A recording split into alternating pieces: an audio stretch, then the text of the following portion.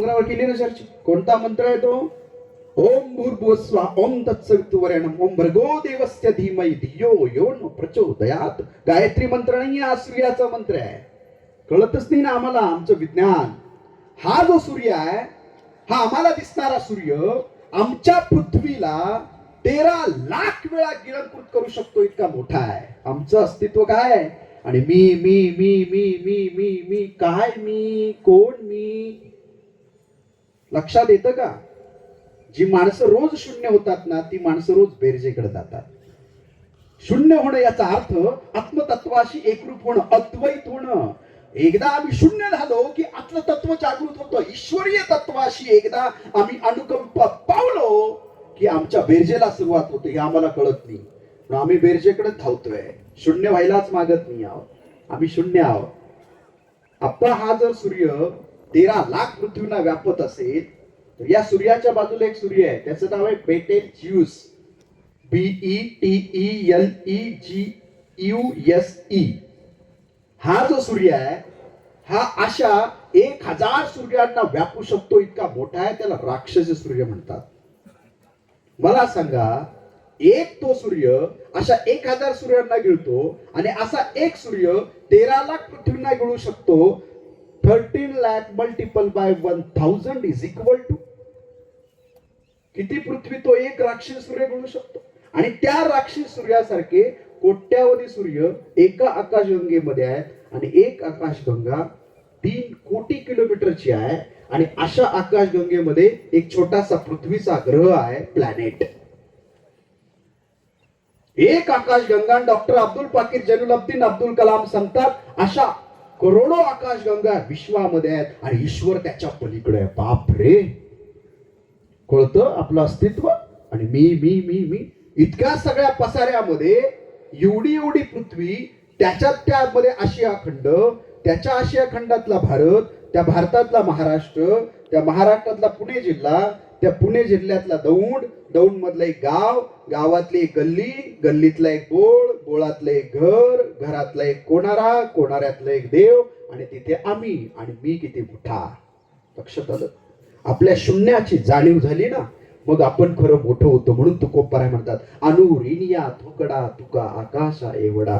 मी शून्य आहे ज्या दिवशी कळेल, त्या दिवशी माझा स्फोट होईल, आणि मी खऱ्या अर्थानं या अवकाशवर पसरेल. म्हणून आपल्या सगळ्यांना आज मासाहेबांच्या जाण्याचे दुःख आहे. त्या दुःखामध्ये हे प्रवचन आहे. या प्रवचनात तुम्हाला जाणीव व्हावी आपल्या जगण्याची, म्हणून हे सगळं सांगतोय. जीवनामध्ये 2च गोष्टी असतात. पुढच्या 5 मिनिटात मी थांबणार आहे. जीवनामध्ये 2च गोष्टी असतात. एक तर पाहिजे ते मिळतं, किंवा पाहिजे ते मिळत नाही. पाहिजे ते मिळाल्यावर पाय जमिनीवर राहत नाही, आणि पाहिजे ते नाही मिळाल्यावर पाय चांगल्या रस्त्यावर जात नाही. लक्षात आलं? विषय सगळा पायांशी आहे. म्हणून येत वडीला जे जे करीत तयानाम धर्म ठेवी, तेच येर अनुष्ठिती सामान्य सकळ. अशा मार्गावर आम्हाला जावं लागेल. पण जाताना एक शेवटची गोष्ट सांगतो आणि थांबतो. आमचा सगळ्यांचा पोहम झालाय. पोहम. पोहम म्हणजे काय? हे पाहिजे, ते पाहिजे, ते पाहिजे, ते पाहिजे, ते पाहिजे. तो एक शेतकरी होता. खूप जमीन करायचा, नंतर ती जमीन विकली, दुसऱ्या भागात गेला, दुसरी जमीन घेतली, पुन्हा खूप श्रीमंत झाला, पुन्हा जमीन घेतली, पुन्हा विकली. एकदा बायको त्याला म्हणाली, कशासाठी हे करताय? नाही, आता आदिवासींच्या भागामध्ये मोठी जमीन आहे एका देशामध्ये, हे सगळं विकलं, त्याच्या मोहरा घेतल्या, आणि तो पोहम निघाला त्या जमीन विकत घेण्यासाठी. सकाळी सकाळी तिथे पोहोचला, खूप प्रवास करून. तिथे आदिवासींचा मुखिया होता, ते जमले. त्याने ती सगळी सोनं, नाणं, मोहरा, उंटांवरून आणलेल्या, घोड्यावर आणलेल्या सगळ्या त्यांना दिल्या. आणि तो म्हणाला, मुखिया, तुम्ही सकाळी इथून सुरू केलं की जितकं काही प्रदक्षिणा कराल तेवढी जमीन तुमची. फक्त 8 एकच आहे. सूर्य उगवल्यापासून सूर्य मावळेपर्यंत तुम्हाला तिथे जागेवर पोचायचंय. हा खूप खुश झाला. त्याला वाटलं, आता इतकी सुपीक जमीन आहे, याचा मी मालक होणार आहे. म्हणून पळत निघाला पूर्वेच्या दिशेने. पूर्वेकडे गेला, पूर्वेकडून वळाला उत्तरेकडे. सूर्य मध्यावर आला, थोडीशी न्यारी केली, थोडंसं जेवण केलं, तिथून वळाला पश्चिमेकडे. क्षितिजापर्यंत सूर्य गेला. मग त्याला कळालं, ही सगळी माझ्या पायाखाली आलेल्या जमिनीचा मी मालक होणार आहे, पण मला पुन्हा प्रदक्षिणा पूर्ण करून जिथं सुरुवात केली तिथे पोचावं लागेल. आणि मग वळाला तो दक्षिणेच्या बाजूला. पळत सुटला अंगावरची सगळी त्याने पाणी आणि जेवण जे होतं ते सगळं फेकून दिलं, अंगावरचा कोट फेकून दिला, धपाप त्या पावलानं धावत धावत पळत सुटला. सगळे पुढे उभे होते, आदिवासींचा मुखिया आणि आदिवासी. सूर्य क्षितिजाला टेकणार, याने डोळे बंद केले, जीवाच्या आकांतानं धावायला लागला. पत्नीचं मुलांचं स्मरण केलं, जमिनीचं स्मरण केलं, जीवाच्या आकांतानं धावला. सूर्य मावळला इतक्यात त्याने त्या रेषेला स्पर्श केला जिथून त्याने सुरुवात केली होती. सगळे आनंदानं नाचायला लागले. पहिल्यांदा इतिहासात असं घडलं की इथं जमीन घेऊन येणारा 8 पास झाला, पण तो जमिनीवर पडला होता. मुखिया म्हणाला, तुमची ही सगळी जमीन आता तुमची झाली. पण तो निश्चित पडलेला होता, तो उठत नव्हता. नंतर जवळ जाऊन पाहिलं तर तो मृत झालेला होता. जास्त आशा आणि अपेक्षा आम्हाला काय करायला भाग पडतात. मुखिया म्हणाला, 3.5 हात खड्डा घ्या. त्या खड्ड्यात सगळ्यांनी माती टाकली आणि जाताना मुखिया म्हणाला, खरं तर याला 3.5 हात जमिनीचीच गरज होती. आमची जमीन आम्हाला कळणार आहे का? कदाचित आमची जमीन पैशाची आहे, पदाची आहे, प्रतिष्ठेची आहे, संपत्तीची आहे. कसली जमीन आहे? त्या एका माशाचा तुकडा जाळ्याला अडकतो ना एका अन्नाच्या कणासाठी, तसा आमचा जीवनाचा मासा कोणत्या जाळ्याच्या तुकड्याला अडकतोय हे पाहावं लागेल आणि त्याच्यापासून आम्हाला सुटका घ्यावी लागेल. त्यावेळी आम्हाला ज्ञानोबा तुकोबांचं नाव घेण्याचा अधिकार आहे. आपण सगळेजण इथे आलात, आपण सगळ्यांनी ही गोष्ट समजावून घेतली की आपण आपल्या जीवनाचा शिल्पकार आहोत. आपल्याला आपलं जीवन घडवावं लागेल, आपल्याला चांगल्या माणसांच्या मार्गावर जावं लागेल. म्हणून आजचं जे व्यक्तिमत्व आहे ते मासाहेबांचं व्यक्तिमत्व दुर्मिळ व्यक्तिमत्व आहे. मला वाटतं ही पिढी पुन्हा होणार नाही. अशी पिढी राहुल दादा आता आम्हाला सापडणार पण नाही. एवढ्या वयामध्ये इतकं दीर्घ आयुष्य मिळालं. मध्य प्रदेश पासून सगळा प्रवास, कोल्हापूर, यांचे एक बंधू बाल छत्रपती शिवाजी महाराज या नावाने कोल्हापूरच्या गादीवर गेले. राजे भोसले घराण्याचं माहेर आहे. इथे आल्यानंतर जगदाळे परिवारामध्ये आलेत. हे सगळं राजे घराणं कृष्णरावांसारखा पती मिळावा, त्यांनी विधानसभा नेतृत्व करावं, मासाहेबांनी 2 वेळा नेतृत्व करावं, त्यांच्या पोटी इंद्रजित आणि वीरधवल सारखे मुलं, आज राजकुंवर त्यांच्या कन्या आहेत, वेगवेगळ्या घराण्यांमध्ये त्यांच्या कन्या दिलेल्या आहेत, त्या सुद्धा उच्च विद्याभूषित आहेत. बाबांची पत्नी सुद्धा डॉक्टर आहे, इंटेलेक्च्युअल परिवार आहे.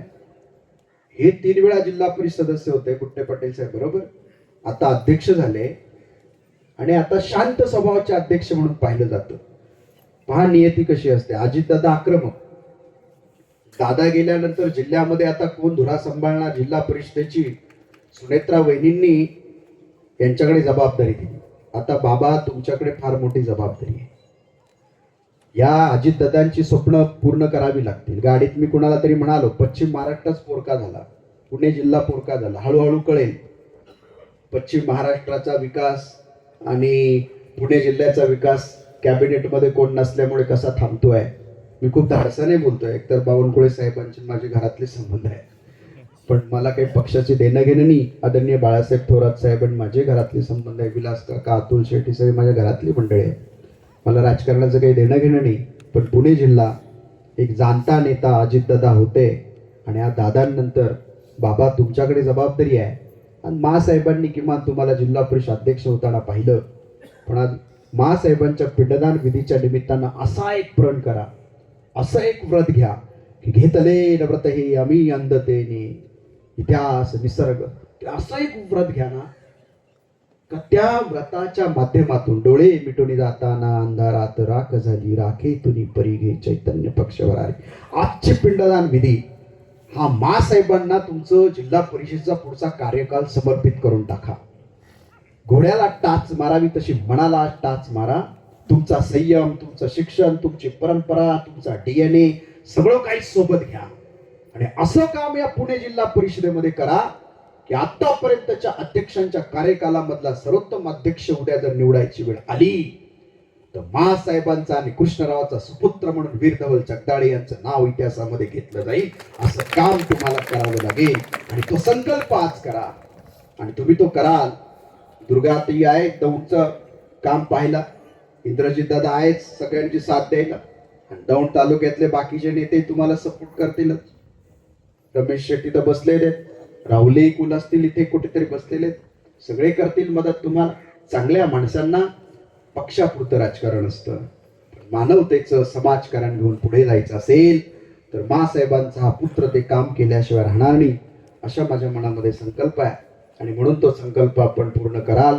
मासाहेबांना आपण सगळ्यांच्या वतीने भावपूर्ण श्रद्धांजली समर्पित करताना एक अशी वेगळी रणरागिणी, एक नैतिक अधिष्ठानावर उभं असणारं राजकारणातलं एक नेतृत्व, ज्यांनी शिक्षण संस्था काढली, ज्यांनी या शटल रेल्वे आणली, ज्यांनी इथं पाण्याच्या व्यवस्था उभ्या केल्या, ज्यांनी इथे एसटींचे, रस्त्यांची, बँकेची कामं उभी केली, असं एक दुर्मिळ व्यक्तिमत्व आपलं माहेर सोडून इथं आल्या आणि तुमच्या मातीमध्येच तुमच्या मातीसाठी काम करत करत या जीवनाचा प्रवास संपला.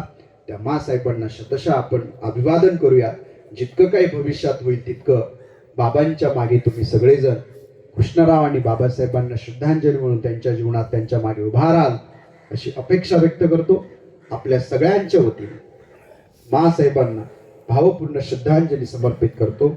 वासंस जीर्णानि यथा विहाय नवानि गृह्णान्ति नरोपराणि तथा शरीराण विहाय जीर्णानि अन्यानि सिंहाति नवानि देहि. भावपूर्ण श्रद्धांजली समर्पित करून एकदा आपण सगळ्यांनी भजन करायचंय. हे राजघराणे आहे, देशभक्ती यांच्या रक्तात आहे, म्हणून ती घोषणा होईल, विठ्ठलाचं भजन होईल. ज्यांना भाषण करता येणार नाही त्यांनाही श्रद्धांजली भजनाच्या निमित्तानं होईल. आपण एक मानवी टॉवर आहोत. क्वांटम कॉस्मॉलॉजीचा नियम सांगतो, मी नेहमी सांगतो, अमृत अनुभव म्हणजे मेकॅनिझम आहे आणि ज्ञानेश्वरी म्हणजे फिजिक्स आहे. ह्याच्यातला सार आपल्या लक्षात आला. मासाहेबांच्या पुढच्या वाटचालीसाठी आत्म्याच्या आपल्याला भजन करायचं आहे. भजन करताना कसं करायचं मी दाखवतो, लगेच तुम्ही हातून करू नका. असं करायचंय, मी 97 पासून असं करायचं, त्यावेळी लोक माझी टिंगल करायची. आता प्रत्येक महाराजाचा रील पाहिला काय असंच भजन घेतात, हे ना बुट्टे पटेल साहेब, तुम्ही साक्षी करायचं या गोष्टीची. याला सायन्स आहे. आमचा अँडोक्राईन ग्लँडस आहे, सप्तचक्र. ते एनर्जाइज झाल्यानंतर काही गोष्टी रिलीज होतात बॉडीमध्ये आणि इथून ते ब्रह्मांडात प्रक्षेपित होतात. ही सगळा एनर्जी फॉर्म आहे आणि तिथून आपल्याला मासाहेबांच्या सद्गतीसाठी ही एनर्जी पाठवायची आहे. पांडुरंगाचं स्मरण करायचं, ज्ञानोबरायांचं स्मरण करायचं, तुकोबरायांचं स्मरण करायचं, विठ्ठल विठ्ठल भजन, बेंबीच्या देठापासून पुंडलिकवरचा जयघोष, छत्रपती घराणं असल्यामुळे शिवाजी महाराजांचा जयघोष आणि त्याच्यानंतर आपला भारत मातेचा जयघोष. मान्यवर मंडळी मासाहेबांना श्रद्धांजली वाहतील. कोणी चुळबुळ करायची नाही, बुळबुळ करायची नाही, हलायचं नाही, शांत पसायदान होईल शेवटी आणि मग कार्यक्रम संपेल, त्याशिवाय उठायचं नाही. मासाहेबांचे डोळे कदाचित या तालुक्याच्या लेकरांकडे लागलेले आहेत. आपण सगळ्यांनी त्यांच्या सद्गतीसाठी भजन करायचं. सगळ्यांनी हात अशीवर कर, प्रक्षेपित करायचं ना ब्रह्मांडामध्ये आणि बरोबर अशीच टाळी वाजवायची. डोळे बंद करा. एक खोल श्वास आत मनापासून, एक खोल श्वास आत, पांडुरंगाचं स्मरण, माऊलींचं स्मरण, तुकोबरायांचं स्मरण. पुन्हा श्वास बाहेर, एक खोल श्वास आत आणि मासाहेबांच्या सद्गतीसाठी सगळ्यांनी टाळी वाजवून विठ्ठल विठ्ठल विठ्ठल विठ्ठल विठ्ठल विठ्ठल विठ्ठल विठ्ठल विठ्ठल विठ्ठल. सगळ्यांनी तुमचा आवाज आला पाहिजे, आवाज. भीमा तुम्ही बसलेला विठ्ठल हा शब्द आहे ना, ठल ठल ठल ज्यावेळी म्हणताना त्यावेळी काय होतं माहिती, त्याचं सायन्स आहे. ठाल ठाल ठाल ठाल ठाल ठाल ठाल ठाल ठाल. सगळ्यांनी सगळ्यांनी ते मागे बसते भजन. एकदा आता जयघोष माझ्याकडे सगळ्यांनी. पुंडलिक वरदा हरी विठ्ठल श्री ज्ञानदेव.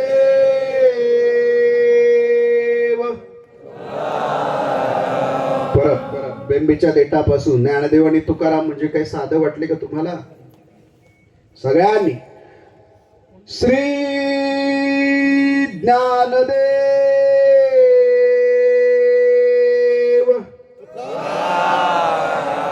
पंढरीनाथ भगवान की, माऊली ज्ञानेश्वर महाराज की, जगद्गुरु तुकाराम महाराज की, सब संतन की.